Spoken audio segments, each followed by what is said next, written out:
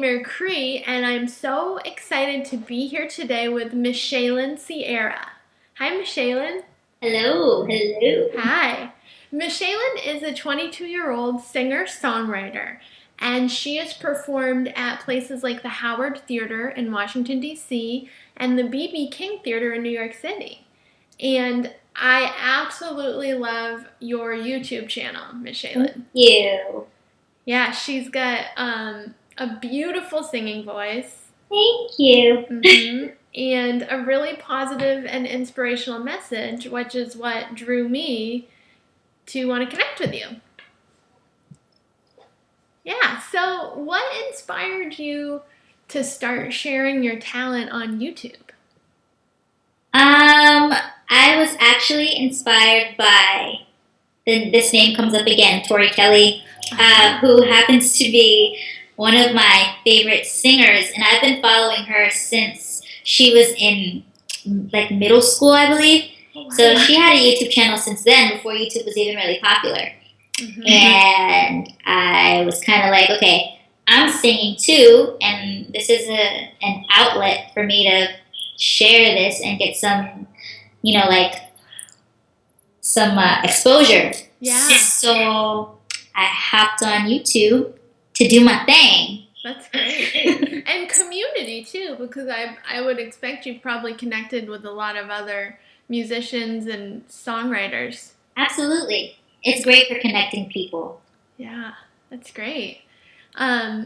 So I've noticed with what I've seen from you on Twitter and YouTube and things like that, that you're like me, really into the positive side of life and happiness and love and things like that. Absolutely. So I'm wondering, I know you're only 22, so you're just starting out, but what would you consider your life's mission so far? Ironically enough, I feel like I mean, of course, you don't ever have it figured out, but I kind of came to a place maybe a month and a half, 2 months ago, where a big portion of what I believe my purpose to be was revealed to me. And Great. I feel like I'm supposed to show people or help to open people's eyes to what I call the magic of life. Yeah. And doing so through expressions of love and gestures and like things that you just wouldn't have happen every single day. Putting that extra effort in so that people can see that there is some magic here. I love that, and that's really cool because it's very similar to what I try to do, and it's interesting how we might do that. Like, so far for you, there's a lot of music involved and things like that.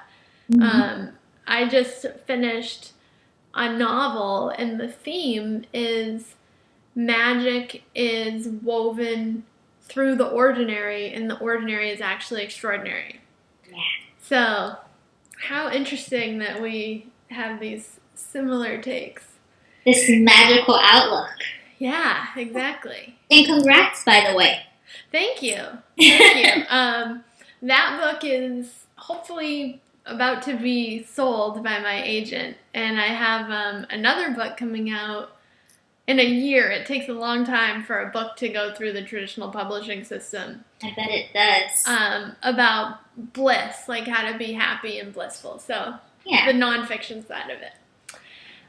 So that brings me to ask you about your musical experiences as a child, and if you felt like a spirit of love or a spirit of happiness moving through you when connecting with music from a young age.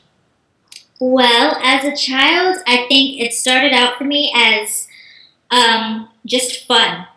Yeah. It was purely fun. Like, I didn't take it so serious as to say that this is what I want to do with my life. Like, I want this to be my career. So as a child, I really just kind of did it because I enjoyed it. But as I've gotten older, especially within the last couple of years, I have solidified that within myself, and this is what I'm here to do. Yeah. This is what I'm going to do with my life because I enjoy it and because it's a way for me to do what I just told you and to try to show people to the best of my ability all the beauty and magic that I see that I want everyone else to see. That's awesome.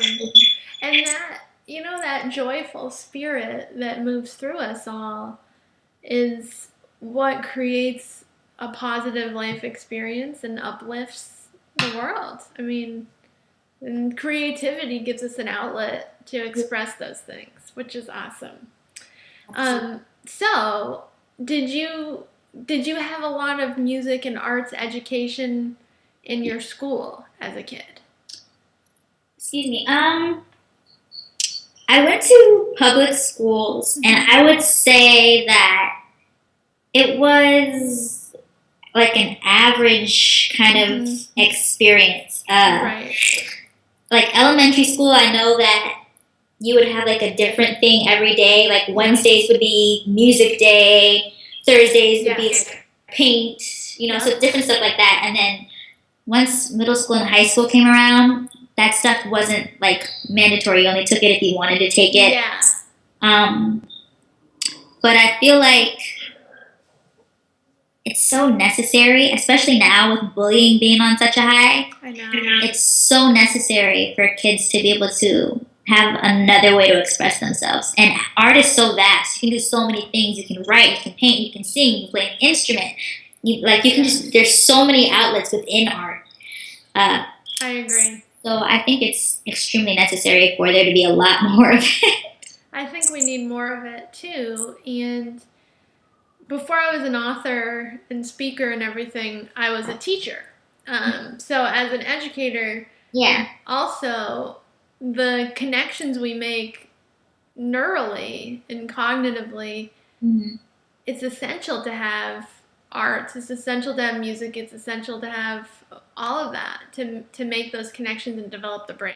I'm back with Michelyn Cierra, and we had a big technical difficulty, so it's actually a really good segue for the next question, Michelyn, which is, how do you handle stress when it comes up? Well, how do I handle stress? Aside from like flipping over tables and throwing coffee on people and no, I'm kidding. I find it helpful to have people who understand me close by, and truthfully, that's how I handle stress. Like I have some really good friends who, the moment I feel overwhelmed or stressed out, like I'll send them a text message or something, and I don't even have to elaborate. But just having people who get me and who, are really just like my true friends and always want to help me out. They kind of help me get my bearings and sort through my thoughts. So for me, one thing is having people around me in my corner. Definitely. Who can help me out. And also, something I just started doing and I have fallen in love with as of late is I'll go on YouTube and I'll look at videos, like I'll type in most beautiful places on earth. Ooh. And find videos that have like really melodic music on, and it's showing videos of all of these like beautiful places, waterfalls, rainforests, blah, blah, blah, and it's all so beautiful. And I like to watch that because it puts things into perspective for me a little bit. That sounds really nice. I'm going to start doing that. Yeah, it's really nice. I really like that idea. And I agree with you certainly about feeling understood and having, a support system where you can talk things out or even just text and feel like, okay, somebody gets it. That's huge. Yeah.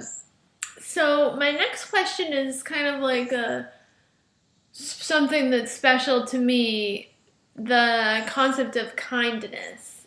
And that's like part of my thing is like spreading kindness. Yeah. And so I was wondering if an act of kindness has ever profoundly affected you.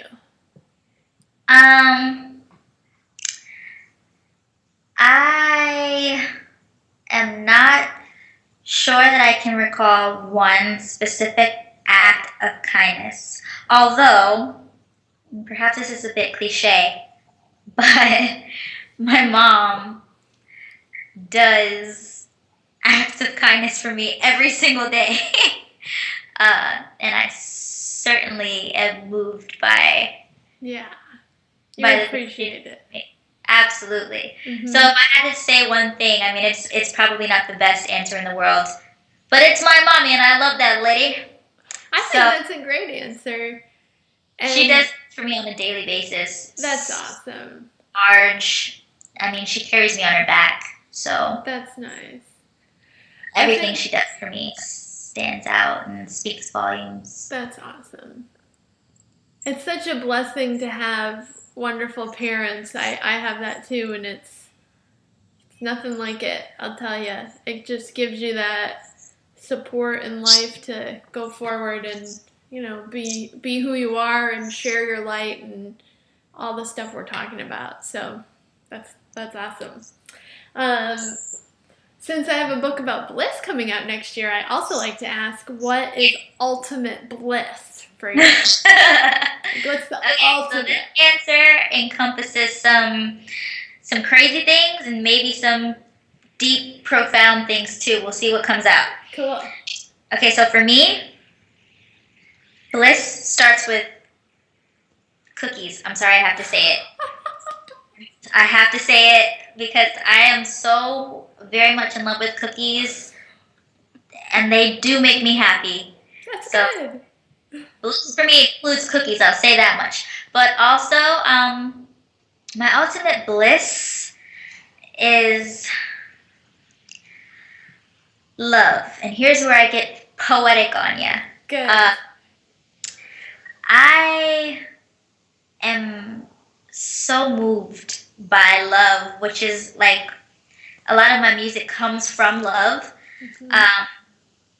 And for me, I think just having a love, whether it be, like between friend and friend, whether it's romantic, whether it's family, whether it's whatever it is, I think when you find yourself in a position of love or in like a space where love is just overwhelming, that is blissful to me. And I'll even go as far as to say, for me, romantically, like, shout out to the boyfriend. For me, bliss would be, I don't know, just he and I, like, the two of us enjoying each other's presence somewhere in nature, because I'm so in love with nature. Like experiencing nature together, looking at being out in nature and breathing like fresh air and something relaxing. That's awesome. I feel that way about my husband too, like cuddling up with my husband, especially outside, like on a beach or somewhere nice. It's like, who doesn't love that? Yeah. I mean, there's probably more to it, but I feel like that answer could become so long-winded, so I'll spare everybody. That's a good answer. That was perfect. So what's next for you? I know you're in school at Bowie State University, but what? Anything else on the horizon? Well, I'll probably be here for another year or so. But I mean, while I'm in school, I still try to gig as much as possible and perform as much as possible.